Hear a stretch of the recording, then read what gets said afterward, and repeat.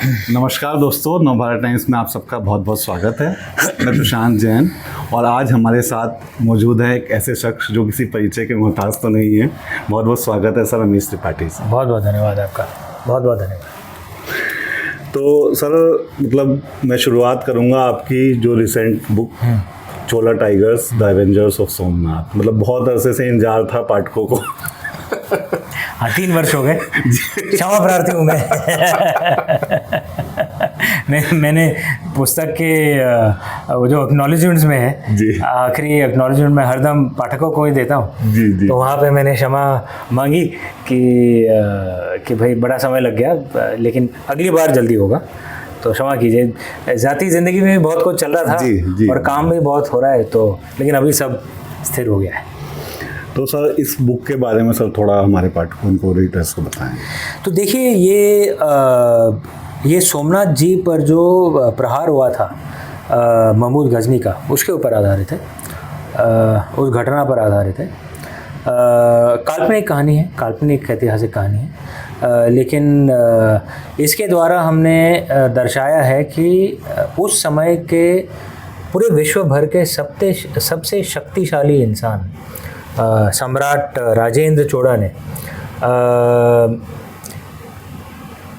सोमनाथ जी पर जो प्रहार हुआ उसका बदला लिया महमूद गजनी पर। उन्होंने एक टीम भेजी, एक स्क्वाड भेजा गजनी में, जिन्होंने महमूद को मृत्युदंड दिया, मतलब असैसिनेट किया, और जो अवशेष जो शिवलिंग के महमूद ले गया था उसे वापस लेके आए। तो ये काल्पनिक कहानी है, तो एक संक्षिप्त में यही है। आगे तो आपको पुस्तक पढ़ना पड़ेगा। जी। तो सर जैसे हम देख रहे हैं कि पुस्तक का कवर आपको दिखाया जा रहा है अभी पॉडकास्ट में। जी बिल्कुल सर, अभी दिखाते हैं इसको। तो सर अभी हमने देखा कि आजकल फिल्म इंडस्ट्री में भी हम देख रहे हैं कि साउथ का काफ़ी ट्रेंड है। तो आपने भी क्या मतलब वही रूट पकड़ा है कि पहले सुहेल देव की आपने कहानी सुनाई थी, अब की बार आप? नहीं, सवाल अच्छा है आपका, लेकिन आपने तो सुहेल देव पढ़ी भी है। जी। सुहेल देव में ही मैंने ये एक घटना दिखाई थी, जहाँ पे महाराज सुहेल देव अपने एक दूत को भेजते हैं सम्राट राजेंद्र चोड़ा के दरबार में कि मदद मांगने की। जी।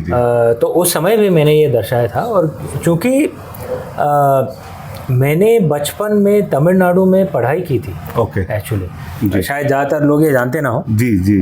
तो 1980 के दशक में वहाँ पे एक लॉरेंस स्कूल करके है ऊटी में, वहाँ पे मैंने पढ़ाई की थी, तो थोड़ा बहुत तमिल सीख भी गया था मैं। अभी काफ़ी कुछ भूल गया हूँ, लेकिन नंबर्स अभी तक याद हैं। उन्न रेंड मून नाल अंजे आर येर यट्टो पत पद। कोई आप में से तमिल है तो अगर मैंने गलती की तो करेक्ट कर दीजिए, लेकिन आई थिंक मैंने गलती नहीं की है। और बहुत कुछ सीख गया था। रजनीकांत जी की पिक्चरें भी उसी समय मैंने देखनी शुरू की। तो उसी समय तमिल संस्कृति और वहाँ के जो महान राजा थे, पांड्या, चोड़ा, तो उन सब के बारे में, पल्लवा, उन सब के बारे में कुछ पढ़ा भी था मैंने, सीखा भी था, और मुख्य रूप से चोड़ा साम्राज्य के ऊपर वहाँ पे एक सीरीज़ ऑफ बुक्स थी, पोन्नियन सेल्वन। हाल में उसके ऊपर एक चित्रपट बनी है, लेकिन 1990s में उसका एक अंग्रेज़ी अनुवाद आया था। सीरीज़ है वो पोन्नियन सेल्वन, तब मैंने पढ़ी थी वो। पोन्नियन सेल्वन सम्राट राजेंद्र चोड़ा के पिता की कहानी है, राजराज चोड़ा की कहानी। तो हाँ, तो तब से तो रुचि थी इसमें, तो शायद इसीलिए पुस्तक उभर रही। हाँ, तो मुझे लगता है सर आपने ये वाला एसोसिएशन तो शायद पहली बार पब्लिक उसमें बचपन से मैं तमिलनाडु में मेरे जो पाठक हैं वो जानते ही हैं, क्योंकि मैंने तमिल अखबारों में कई बार जब मैं गया हूँ तो मैंने कहा भी है इसके बारे में। और कई बार वहाँ के जो अखबार हैं वो इस पर भी टिप्पणी करते हैं कि मैं ड़ का उच्चारण सही करता हूँ। वहाँ पे एक्चुअली चोला नहीं चोड़ा है, कजगम नहीं कड़गम है। तो मैं उत्तर भारतीय हूँ लेकिन समझ लेता हूँ क्योंकि वहाँ पे पढ़ा हूँ। All thanks to your schooling. ये अच्छा था। तो सर इसके लिए आपने जो कवर एंड रील हुआ आपकी बुक का वो रजनीकांत सर ने किया, सर वो कैसा? अरे मेरे हिसाब से तो मतलब वो तो देव जैसे हैं, और उनका तो बहुत घोर फैन रहा हूँ मैं बचपन से। जब से मेरे जोड़ा भाई और मैं हम दोनों तमिलनाडु गए थे, तो उनकी एक तमिल पिक्चर थी चंद्रमुखी, इसके ऊपर ये जो हिंदी पिक्चर थी ना अक्षय कुमार की, कौन सा है वो, जिसमें विद्या बालन भी थी। अच्छा, परिणीति? नहीं, कौन सा तो वो गाना भी है ना, तेरी आंखें नो न न न न न न, भूल गया, भूल भुलैया, वो ये चंद्रमुखी के ऊपर ही आता है। ओके। तो सबसे पहले मैंने जब देखी थी वो पिक्चर तमिल में देखी थी विदाउट सबटाइटल्स। रजनीकांत जी की पिक्चर है, नो नीड फॉर सबटाइटल्स, समझ लेंगे आप कहानी। तो तब से बहुत गहरा फैन रहा हूँ मैं उसका, और अभी अवसर मिला उनसे मिलने को। तो तमिलनाडु में मेरे एक मित्र हैं अन्नामलाई जी, उनको मैंने लीडर हैं वो, तो उनको मैंने मैसेज भेजा कि अगर रजनीकांत जी से इंट्रोडक्शन हो सकता है। तो मुझे बताया गया कि उन्होंने मेरी पुस्तकें पढ़ी हैं और पसंद भी आती हैं उनको। तो और उनकी बेटी को तो मैं जानता ही था, सौंदर्य रजनीकांत जी को, उनसे मिला था कुछ बार। तो अपॉइंटमेंट सेटअप हो गया, मैं उनके यहाँ गया। और भाई इतने बड़े इंसान हैं, लेकिन इतने विनम्र, इतने मतलब सच्ची में वो मतलब भारत की संस्कृति के एकदम उज्जवल प्रतीक है वो। कुछ no false arrogance, nothing, down to earth. हम लोग उनके फार्म हाउस पहुँचे और मैंने सोचा अंदर होंगे वो, तो हम गाड़ी से निकल के फिर मैं अपना जैकेट पहन लूँगा। वो खुद बाहर आके रुके हुए, तो मुझे बताया गया वो हर किसी के लिए ये करते हैं। और मैं नर्वस हो गया, अरे रजनीकांत जी रुके हुए, अरे को भागो और नमस्ते कर रहे हैं बिना जूते के, ऐसे ही खड़े हुए हैं। मतलब सच्ची में really gem of a person. तो सर आप पहली बार और उनसे हम लोग इतना सीख सकते हैं। वो हमारे उत्तर भारत में कहते हैं ना, पेड़ जितना विशाल होता है उतना ही झुकता है। जी। तो सर आप पहली बार मिले थे रजनीकांत सर? उनसे पहली बार। ओके, तो एकदम फैन मोमेंट टाइप से हो गया होगा सर? अरे पूरा। और रजनीकांत जी मुझे कह रहे हैं तो आपकी पुस्तकें बहुत पसंद है मुझे। मैं बोल रहा हूँ सर मुझे विश्वास नहीं हो रहा है। मैं सोच रहा हूँ अभी सपने से उठ जाऊंगा। कमाल। तो सर आपका फिर मतलब उनके साथ डिस्कस भी हुआ बुक के टॉपिक, मतलब जो बुक का सब्जेक्ट है उसके बारे में आपने उनको इंट्रोड्यूस किया? और उनको बहुत खुशी हुई, क्योंकि उन्होंने कहा कि ये पोन्नियन सेल्वन हाल में आई थी, लेकिन उन्होंने कहा कि पुस्तकों के जगत में किसी भी मेन स्ट्रीम ऑथर ने अभी तक चोड़ा या तमिल के बारे में लिखा नहीं है। और ये कह रहे थे ये थोड़ी दुख की बात है, क्योंकि ज़्यादातर जो लेखक हैं या तो मुंबई के हैं या दिल्ली के हैं। उन्होंने कहा ये दुख की बात है, क्योंकि पूरे भारत को देखना चाहिए आप सिर्फ, और वो सत्य कह रहे थे। तो उन्होंने कहा बहुत अच्छी बात है कि आप लिख रहे हैं, और उन्होंने कहा कि आप मतलब वो तो अंग्रेजी में बोल रहे थे। जी। उन्होंने कहा कि आप लिख रहे हैं तो कई लोग पढ़ेंगे भी, अनुवाद भी होगा कई भाषाओं में। तो उन्होंने कहा ये बहुत अच्छी बात है और ऐसा और करिए। उनको कवर भी बहुत पसंद आया। ये सर बिल्कुल होना चाहिए, क्योंकि इतनी समृद्ध विरासत है। और मतलब जैसे आप उन्होंने कहा कि रजनीकांत सर ने कि उसको मतलब नहीं लिख रहा है, तो आपके दिमाग में ये आइडिया कैसे आया कि मतलब उस चीज़ को करें आप? ये वाली कहानी को आपने जो चुना उसके पीछे क्या वो था? ठीक है, एक मिनट पहले कॉफ़ी ले लूँ सर, फिर मैं कहानी सुनाता हूँ। तो देखिए, कहानी की शुरुआत तो सुहेल देव से ही हो गई थी। आपने पुस्तक पढ़ी भी है, और उसमें एक घटना है जहाँ राजा सुहेल देव अपने दूत को भेजते हैं चोड़ साम्राज्य के दरबार में मदद मांगने के लिए, गजनविद लश्कर के खिलाफ जो युद्ध होने वाला था उसके लिए। और फिर पुस्तक के अंत में, क्योंकि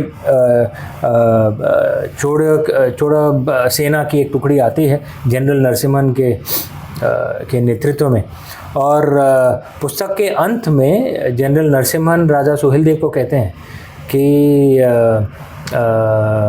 आपने तो युद्ध में इनकी लश्कर को हराया, लेकिन महमूद गजनी भी उसके खिलाफ भी हमारा बदला रहा था, प्रतिशोध रहा था। ओके।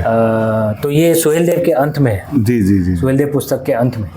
तो फिर राजा सोहेल देव कहते हैं ये कहानी भी किसी को लिखनी चाहिए। तो नरसिम्हन, जनरल नरसिम्हन ने कहा था कोई लेखक आएगा जो ये लिख देगा कभी, और मैं आ गया। वाह, बिल्कुल सर।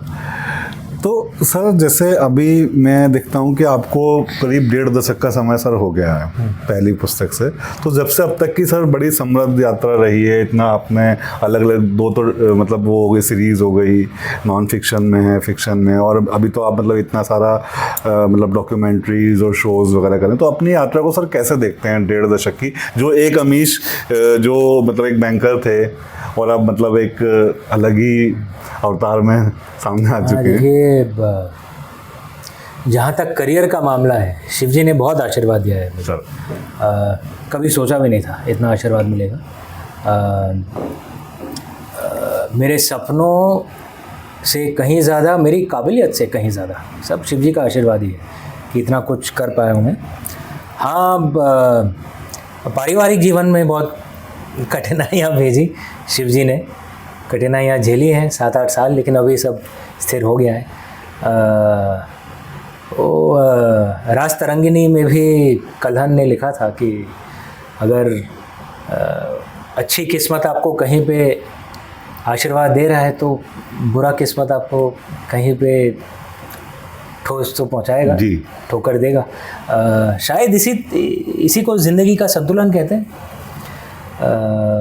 हाँ, यही है, जो भी मिलता है उन्हीं से मिलता है। जी जी जी जी जी। तो सर अभी मतलब जैसे मैंने अभी शुरुआत में कहा कि पाठकों को इंतजार था, और अभी 3 साल का वक्त के बाद मतलब ये आपकी पुस्तक आ रही है। तो सर जो पुरानी वाली अपनी राम सीरीज़ वाली जो एक कुछ पेंडिंग उसमें एक पुस्तक है अपनी, उसके लिए सर क्या वो है? आपने सही पकड़ा है, और मुझे डांट भी बहुत पड़ती है हमारे पाठकों से, फिर से क्षमा प्रार्थी हूँ। लिखूंगा मैं जल्दी उस पर लिखने वाला हूँ, क्योंकि ये जो 5वीं पुस्तक है रामचंद्र श्रृंखला की, राइज ऑफ मेलुहा, ये शिवात्रय और रामचंद्र श्रृंखला को एक साथ जोड़ देगी। ओके। पुस्तक का नाम ही है राइज ऑफ मेलुहा। तो और ये वॉर ऑफ लंका के अंत में मैंने कहा था कि बस अब ये हो जाए तो फिर और कुछ करने की ज़रूरत नहीं है, फिर मैं शांति से मृत्यु आ भी जाए तो कुछ नहीं। हाँ, वो लिखना है जी। मैं प्रयत्न जल्दी करूँगा। जी जी जी। अच्छा सर, जैसे जब मेलुहा आई, मेलुहा के बाद सबसे पहले मतलब जो आपकी सीरीज़ के ऊपर फिल्म बनने को लेकर चर्चा हुई थी, और उसके बाद से मतलब हम लगातार देख रहे हैं कि मतलब भाई जो किताबों के रीडर है वो ठीक है, मगर फिर भी एक मास मीडियम जो होता है, वीडियो होता है, वो एक मास मीडियम होता है, बहुत सारे लोगों तक आती है। अखबार में खबर आती रहती है, चित्रपट नहीं आती है। तो सर मतलब अलग अलग आपकी अनाउंसमेंट्स आती हैं, लेकिन अभी तक मतलब मैं वही सोच रहा था कि करीब इतना लंबा समय हो गया। देखिए, मैंने तो अनाउंसमेंट करना बंद ही कर दिया, लेकिन कई बार रूमर्स आ जाते हैं। जैसे राजा सुहेल देव और रामचरण जी का एक रूमर आया था, और मैं तभी कहा था नहीं भाई ऐसा कुछ नहीं है, मैं रामचरण जी का फ़ैन हूँ, लेकिन ऐसा कुछ नहीं है। कुछ और भी रूमर्स आते रहते हैं। देखिए, एक चित्रपट तो आ रही है अगले साल, राधा रमनम, ये प्रभु श्री कृष्ण के ऊपर आधारित है, proper live action period movie, एकदम बिग बजट, एकदम बढ़िया। इस प्रोजेक्ट ने रफ्तार पकड़ ली तो सबसे पहले ये आ रहा है। उसके बाद सुहेल देव वगैरह सब पे काम करेंगे।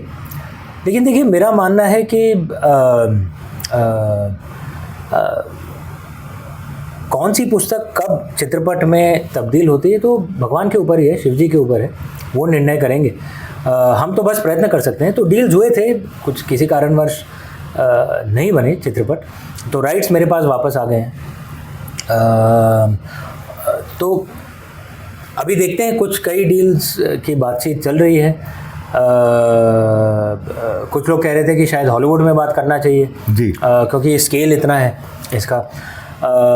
लेकिन ये भी है कि देखिए, जब नमित मल्होत्रा जी की रामायण अगर जब वो आएगी और वो हिट होगी, तो फिर भारत में चित्रपट के लिए बजट और एक विस्तार हो जाएगा।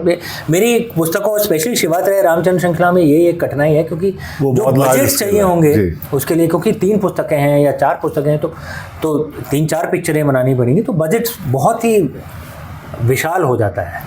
और सिर्फ भारत मार्केट से उतने विशाल बजट को रिकवर करना शायद, तो वो मैं समझ भी सकता हूँ, कठिन होगा। जी। सुहेल देव और या चोला टाइगर्स एक ही, और जो राधा रमन भी एक ही मूवी है, तो हो सकता है, ये हो सकता है।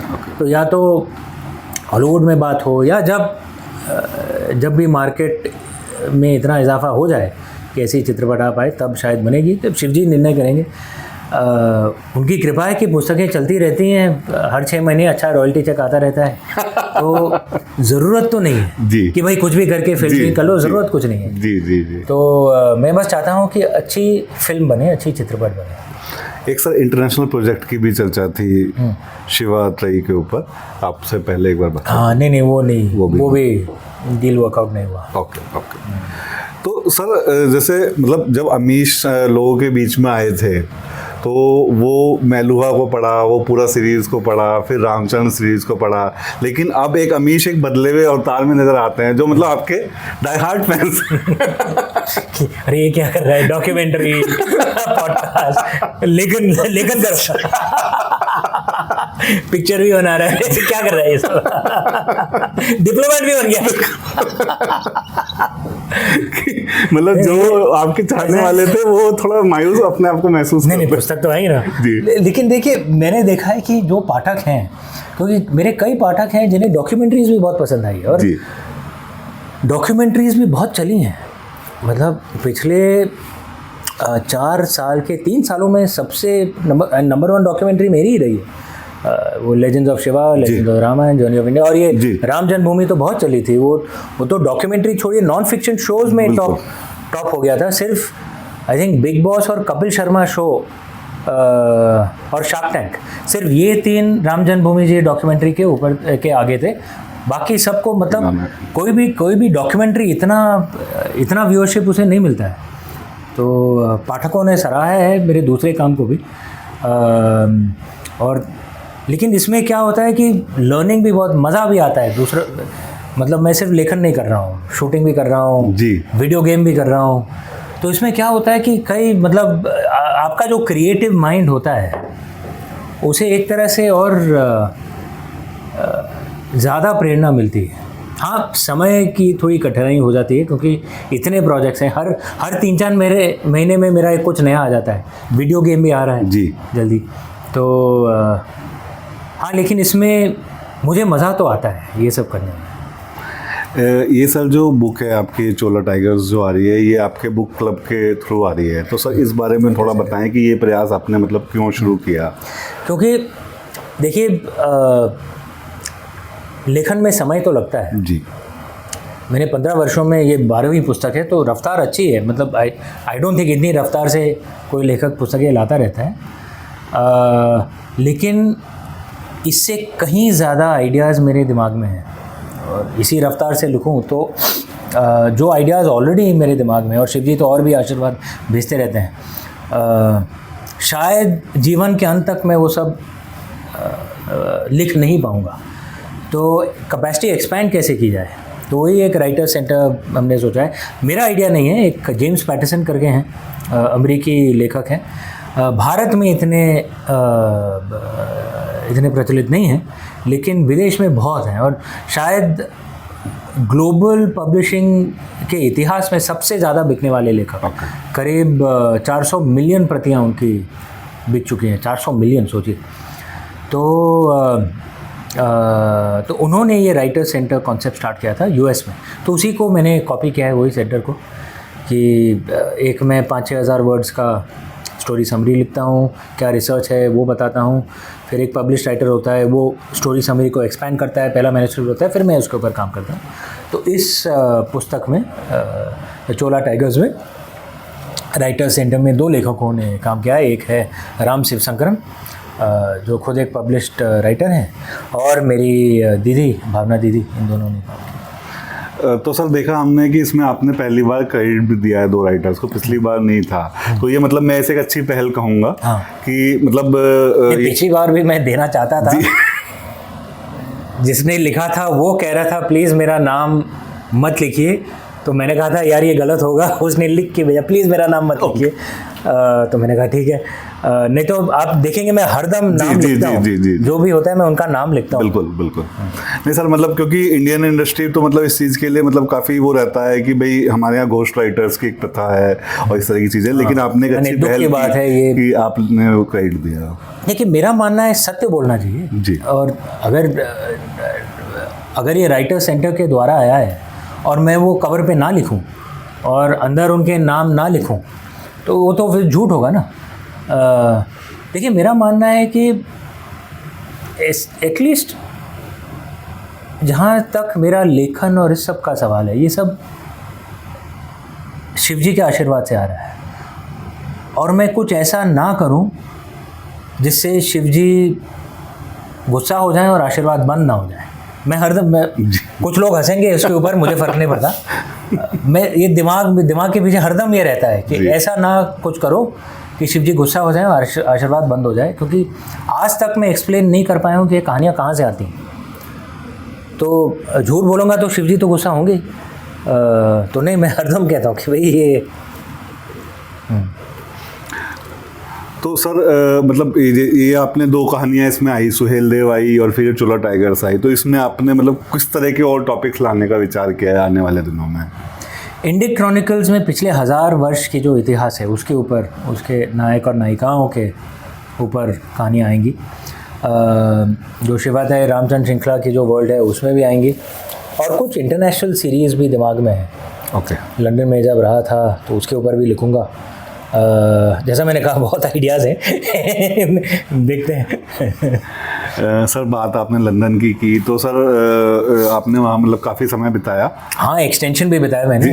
नॉर्मल तो 3 साल का होता है, उन्होंने एक्सटेंशन वो भी किया मैंने कुछ 4.25 साढ़े 4 साल, 4.25 साल हो गए। तो सर मतलब मैं आपसे जानना चाहता हूँ कि जब आप लंदन में थे तो आप इंडिया का क्या मिस करते थे, और जब आप वापस यहाँ आ गए तो कुछ चीज़ें वहाँ की क्या याद आती हैं? सर सबसे महत्वपूर्ण, क्योंकि मेरा बेटा भारत में ही था, मैं अकेला रह रहा था वहाँ पे, तो हर लंबा वीकेंड में आ जाता था उसको देखने के लिए, तो हर दूसरे तीसरे हफ्ते में आ जाता था उसको देखने के लिए, तो उसे बहुत मिस करता था। तो यहाँ पे फिर वो सबसे बड़ी कठिनाई थी। लेकिन हाँ, ये तो ऑब्वियस है कि अपने बेटे को कौन बाप मिस नहीं करेगा। लेकिन हाँ, भारत के कई और चीज़ें भी मैंने मिस की, और मैं मूलतः तो मैं भारतीय हूँ, यहाँ कभी विदेश में रहा नहीं, भ्रमण किया है लेकिन कभी रहा नहीं मैं वहाँ पे, पहली बार रहा मैं वहाँ पे। और अच्छा भी है, अगर कुछ एक साल आप विदेश में रहें, एक दूसरे संस्कृति को समझने का एक मौका मिलता है। आप जितना भी सैर सपाट कर लें, उसे सीखने को नहीं मिला। आप वहाँ पे रहेंगे तो मेरा जो क्रिएटिव माइंड है थोड़ा एक्सपैंड हुआ, कुछ नए आइडियाज़ आए, तो उसका फ़ायदा तो हुआ है। लेकिन नहीं, मतलब दिल आत्मा तो भारत में ही है, जन्मा भारत में हूँ, मरूंगा भी भारत में, अगला जन्म भी यही पे होगा। सर जैसे आप तो इतने लंबे समय से लिख रहे हैं, 1.5 दशक की आपकी यात्रा हो चुकी है, लेकिन अभी हम देख रहे हैं कि कोविड के बाद चीज़ों में बहुत बदलाव आया है, और मतलब अभी पिछले 1-2 सालों में तो जब से AI का दौर आया है तो ये चीज़ें बिल्कुल ही मतलब काफ़ी हद तक बदल रही हैं। तो इसको आप किस तरीके से देखते हैं कि मतलब जैसे आजकल तो जो नई जनरेशन है वो AI से लिख भी रही है और इस तरह की चीज़ें सब हो रही हैं, तो आप मतलब इसको किस तरीके से देखते हैं? एकदम अच्छा सवाल किया है आपने। और लंबे अरसे के नज़रिए से देखें तो AI का क्या प्रभाव पड़ेगा ये कहना बहुत मुश्किल है। कोई भी अगर कह रहा है कि उसे मालूम है 5 साल बाद 10 साल बाद क्या होने वाला है, वो झूठ बोल रहा है। किसी को नहीं मालूम है, क्योंकि इतनी रफ्तार से बदलाव आ रहा है। लेकिन कुछ चीज़ें तो अभी सीधे सीधे दिख रही हैं। एक तो ये सिर्फ पुस्तक की जगत में नहीं, चित्रपट की जगत में, म्यूज़िक के जगत में, थिएटर के जगत में ये दिख रहा है कि जो बड़े हिट हैं वो और भी बड़े बनते जा रहे हैं, लेकिन जो एवरेज हिट है वो बेचारे मारे जा रहे हैं। जी। आप फिल्म में भी देखेंगे कि साल में 3-4 पिक्चरें ऐसी होंगी कि सर 1000 करोड़ बन गया, और कई पिक्चरें ऐसी होंगी बड़े से बड़ा सुपरस्टार पहले हफ्ते में ही पिट गई, और वो भी 40-50 करोड़ में ही पिट गई। वो सुपरस्टार खुद 100 करोड़ ले जा रहा है, पूरी फिल्म 40-50 करोड़ में ही पिट गई। तो पुस्तकों में भी ऐसा हो रहा है, कुछ सुपर हिट हैं जिनका सेल्स और भी बढ़ता चला जा रहा है, लेकिन एवरेज हिट्स मर रहे हैं। मेरी खुशकिस्मती है कि मेरी पुस्तकें अभी भी चल रही हैं, लेकिन क्या होगा 5 साल बाद कोई कुछ कह नहीं सकता। थिएटर में भी ऐसा हो रहा है, म्यूज़िक में भी ऐसा हो रहा है। इसे मैं कह रहा हूँ, इट्स कॉन्सेंट्रेशन टुवर्ड्स हिट्स। सब जगह ये हो रहा है। आप इन्फ्लुएंसर में देखेंगे, पुस्तकों में देखेंगे, चित्र, सब जगह it's concentration at the top, और एवरेज बेचारे मारे जा रहे हैं। ये इंटरनेट और एआई का ये प्रभाव किसी ने सोचा नहीं था 5 साल पहले ये होगा। हम तो सब सोचते थे इंटरनेट के कारण डेमोक्रेटाइजेशन होगा, ये तो उल्टा कॉन्सेंट्रेशन हो रहा है, और ये साफ साफ दिख रहा है। दूसरी बात, हाँ, कई युवा पीढ़ी जो है एआई का इस्तेमाल करके लेखन कर रहे हैं। मेरे हिसाब से अगर आप एआई को औजार की तरह देखें, मतलब एक टूल की तरह देखें, तो ये अच्छी बात है। लेकिन अगर आप अपने ये एआई को बैसाखी बना लें, एक क्रच बना लें, तो ये अच्छी बात नहीं। मतलब मैं थोड़ा विस्तार में समझाता हूँ कि अगर आप खुद लिख सकते हैं बिना किसी एआई के, और एआई को इस्तेमाल करते हैं रिसर्च करने के लिए या इसका ग्रामर चेक करने के लिए, तो फिर आप उसे एक औजार की तरह यूज़ कर रहे हैं। लेकिन आप बोल रहे हैं भाई मुझे कुछ सोचना ही नहीं है, साला तुम लिख दो और मैं पढ़ूंगा भी नहीं, है एआई ने बनाया, अच्छा ही होगा, मैं ऐसे ही एग्ज़ाम पेपर में डाल दे रहा हूँ या कहीं भी डाल दे रहा हूँ। तो फिर आपके सोचने का नज़रिया कहाँ बड़ा है? आप देखेंगे, अगर आप खुद आज से आपके पाँव तो शिव जी की कृपा है आराम से चल रहे हैं, लेकिन आप बैसाखी से चलना शुरू कर दीजिए, 1 महीने बाद आपके पाँव ही कमज़ोर पड़ जाएंगे। तो बैसाखी का प्रभाव ये होता है। लेकिन आप औजार इस्तेमाल कर रहे हैं, साइकिल इस्तेमाल कर रहे हैं, तो आपकी रफ्तार तो बढ़ेगी, ये आपके पाँव भी मजबूत होंगे, वर्जिश हो रही है। तो एआई का ये एक है, और ये युवा पीढ़ी को ये करते रहना पड़ेगा, क्योंकि हमारी जो पीढ़ी है, हमने खुद तो लेखन किया है क्योंकि एआई था ही नहीं। अभी अगर कोई भी अगर एआई इस्तेमाल करता भी है, तो मतलब हाँ मैंने ये लिख दिया भाई, इसका ग्रामर चेक कर लो, या ये प्रश्न है इसका रिसर्च चेक कर लो, हम उसे औजार की तरह यूज़ कर रहे हैं। ये एक रिस्क है युवा पीढ़ी को, क्योंकि 10-15 साल चले जाएंगे और 15 साल उनको पता चले साला मैंने कुछ सीखा ही नहीं, तुम्हें नौकरी कौन क्यों देगा, क्यों देगा? सही बात है। और सर सेम पिच पे जो बात करें रीडिंग को लेकर, सर जो एक संकट उत्पन्न हो रहा है, उस बारे में सर क्या कहना चाहेंगे, लोगों की रीडिंग हैबिट्स के बारे में? यार मेरी तो खुशकिस्मती है कि मेरी पुस्तकें शिव जी की कृपा है अभी भी चल रहे हैं। और ये जो आप कह रहे थे रीडिंग की कठिनाई है, हाँ ये सही है, लेकिन ये क्राइसिस तो आपको फिल्म इंडस्ट्री में भी दिख रहा है। कई फिल्म इंडस्ट्री भी बोल रहे हैं भाई फिल्में चल नहीं रही हैं, लेकिन जो हिट पिक्चर हैं तो मतलब रणबीर कपूर की पिक्चर तो 1000 करोड़ बना रही है, करेक्ट? तो ये कॉन्सेंट्रेशन होता जा रहा है। जी। इसमें रिस्क तो है, क्योंकि अगर प्रकाशन के इंडस्ट्री में जो मॉडर्न ऑथर्स हैं, सिर्फ 3-4 ही हैं जो इनकी पुस्तकें चल रही है, भाई भगवान ना करे किसी को दिल का दौरा पड़ गया और तो चल बसा, तो इंडस्ट्री का क्या होगा? रिस्क कवरेज होना चाहिए ना। सही बात है। तो ये एक रिस्क तो है, लेकिन इसका क्या करें मुझे समझ में नहीं आ रहा है, क्योंकि सबने सोचा था इंटरनेट तो डेमोक्रेटाइजेशन करेगा, ये तो ससुरा कॉन्सेंट्रेशन कर रहा है। तो सर बहुत अच्छा लगा आपसे बातचीत करके, हमसे बात करने के लिए बहुत बहुत धन्यवाद। शुक्रिया।